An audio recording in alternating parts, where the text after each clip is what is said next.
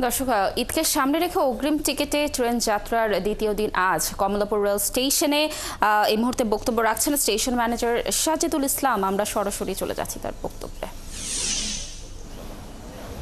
আসলে কি অতিরিক্ত কোচটা একদম শেষ সময়ে এটা যাত্রী চাহিদার প্রেক্ষিতে এবং মেকানিক্যাল ডিপার্টমেন্ট থেকে কোচ প্রাপ্তি সাপেক্ষে এটা আমাদের ডিমান্ড থাকে, যেহেতু যাত্রী চাহিদা থাকে। কিন্তু আমরা কোচ যদি না পাই, সব থেকে যদি কোচ আউটটার্ন না হয়, সেই ক্ষেত্রে তো আমরা লাগাতে পারবো না। যখন আমরা এটা সব থেকে নিশ্চিত হই যে একটা দুইটা বা তিনটা কোচ আমরা পাওয়ার পরিপ্রেক্ষিতে এটা গুরুত্বপূর্ণ ট্রেনগুলোতে, যেগুলো ট্রেনে যাত্রী চাহিদা বেশি থাকে, ওই সকল ট্রেনে সংযোজন করা। এটা অনলাইনে লাগানোর সাথে সাথেই পাই আর কি। আমি যখন সার্ভারে এটা অ্যাড করব তখন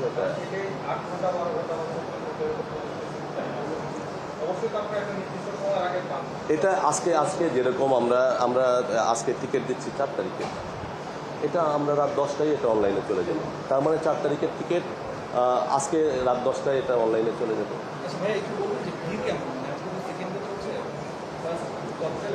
আসলে ঈদ যাত্রায় যে ভিড়টা আমরা দেখতে পাই, এখনও সেই যাত্রীর চাপটা শুরু হয়নি।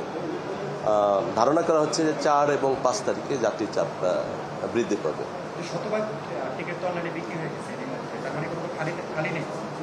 না, কোনো খালি নেই। এখনো শেষ সময়ে যে যাত্রীগুলোর চাপ সৃষ্টি হয়, সেটা ধারণা করা হচ্ছে 4 এবং 5 তারিখ।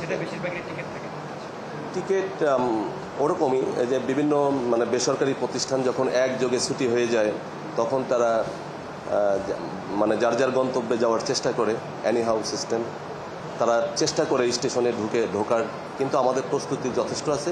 আমরা কোনোভাবেই বিনা টিকিটের যাত্রী এবং অবৈধ অনুপ্রবেশ এটা আমরা প্রতিরোধ করব ইনশাআল্লাহ। প্রতিদিনই আমাদের এখানে মোবাইল কোর্ট পরিচালিত হচ্ছে এবং সকাল 7টা থেকে শুরু করে রাত 12টা পর্যন্ত এখানে সম্মানিত ম্যাজিস্ট্রেট মহোদয় থাকেন। এটা কন্টিনিউ প্রত্যেকটা ট্রেন এবং যাত্রীরা যে গেট দিয়ে প্রবেশ করে এন্ট্রি, সেখানে মোবাইল কোর্ট, ভ্রাম্যমাণ মোবাইল কোর্ট পরিচালিত হয় বিভিন্ন জায়গায়।